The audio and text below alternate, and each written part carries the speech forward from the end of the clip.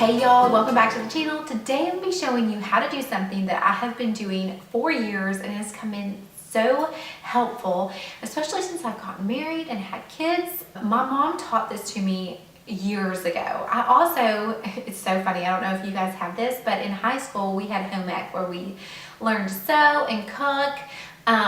I think we learned more with a sewing machine, but what my mom taught me is invaluable. You can do this on the road, you can do this when you're traveling, at home, wherever.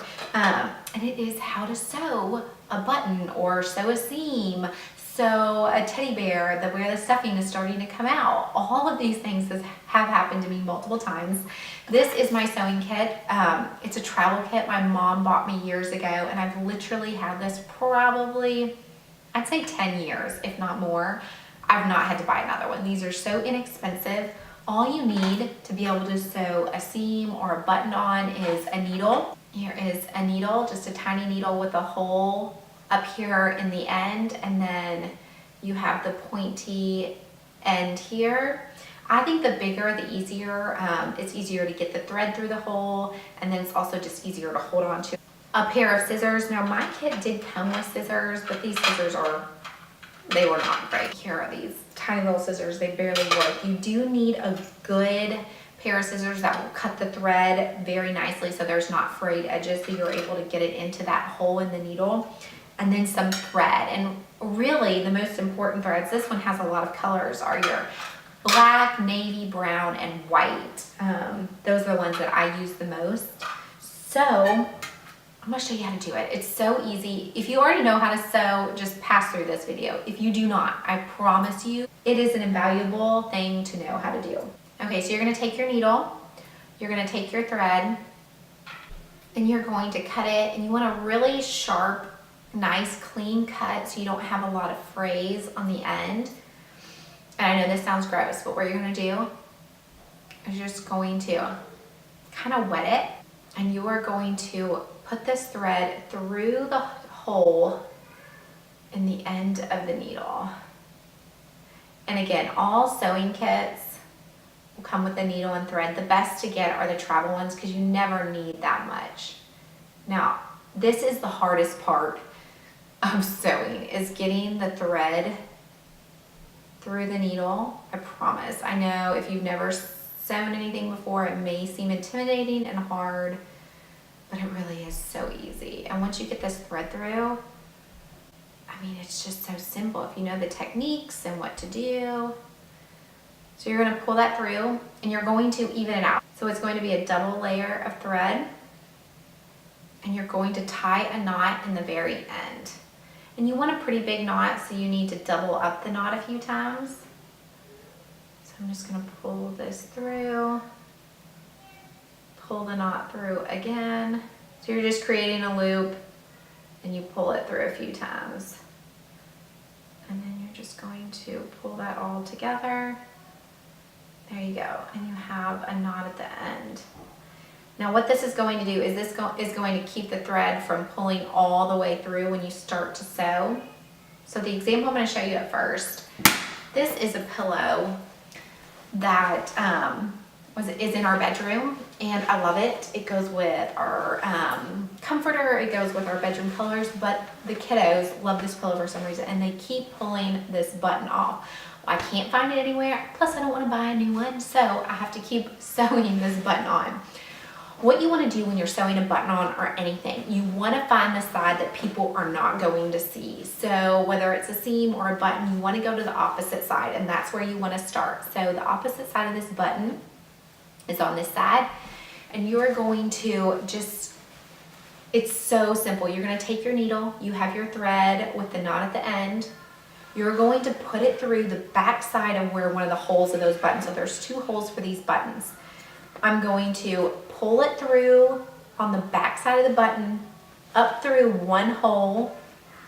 You're going to pull it, now that knot in the back is going to stop it, and you're literally going to loop it back through the other hole right here. It's that simple, and you're going to keep doing that until you have it nice and secure. And you're just going to keep pulling it through one side and then back through the other. And then what you're gonna do is on the back side, you're going to just pull it through the thread. So you're gonna push it through one side of the thread and then push it back up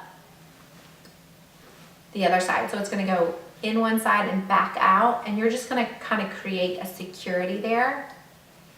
Pull it, and then once you've done that and you have it as secure as you think it needs, now this one was already sewn on, so I didn't need to do it for very long. You're going to cut this needle off, and you wanna leave enough string so you can tie a knot in the back. There. So you're going to have 2 strings again, tie a knot in the back. And then once you have that knot tied in there, you're going to take your scissors and cut it as close to the fabric as possible so they cannot see that string. And there you have it. Your button is sewn back on. You can do this with suit jackets, with coat jackets, any type of button that you need to sew on. A seam is another one that I've had to sew a lot, whether it is a stuffed animal seam where stuffing is coming out, it's a pant seam, a suit jacket seam, a coat seam, a shirt seam. I don't have anything currently that is ripped because I sew it immediately when I see something, but I am going to show you how to do one. So this is just a plain sweater here. And what you want to do with the seam, so you want to go to the opposite side of where you can see the shirt. So you pretty much are turning the shirt inside out. You want to go, here you can see a seam right here. Okay, so I don't know if you guys can see, but here is the seam, it's going down. You don't want to sew on the side that you can see. You want to sew the inside out, so the back side of it. So you're going to take this, and you can see where it's already sewn. If you have a hole, wherever it is, you want to start where the hole starts and then stop where it stops. And it is going to sew that back up. So what you're going to do is you're going to get your thread again.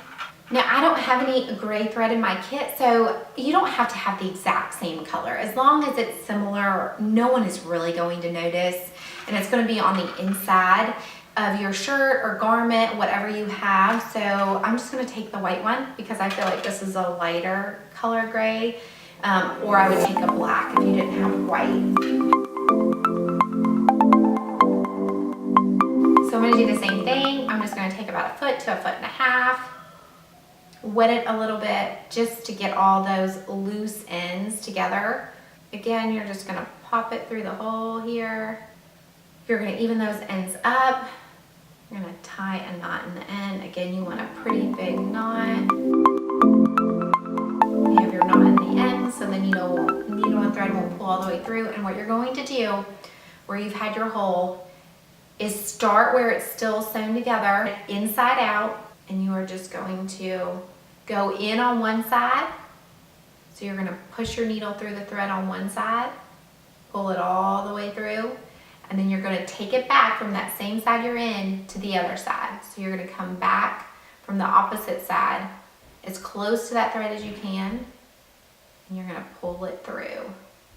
You're going to do the same side that you're on now, as close to the thread. Go to the opposite side, pull it through, and you are going to keep going back and forth. So it's almost like a zigzag pattern, just as close as you can to the thread, because you don't want that hole to peep through. That's what you're sewing up together. You're pulling these pieces of threads together. So we're on this side, we're going to go back through, staying on that same side. You're going to go through the material back to this opposite side. You're just going to keep going back and forth. Now once you're done, you want to cut it again, leave some room so you can tie a knot, and you want to tie a pretty good knot so this thread will stay and not come undone. You want to get it as close to the material as possible. Once you have tied that knot, you want to cut it as close to the garment. And then there was also some thread from where you started in the beginning, where you had that beginning knot. You're going to cut that as well, as close to the material. And you're going to turn this garment back inside out, and your hole should be fixed.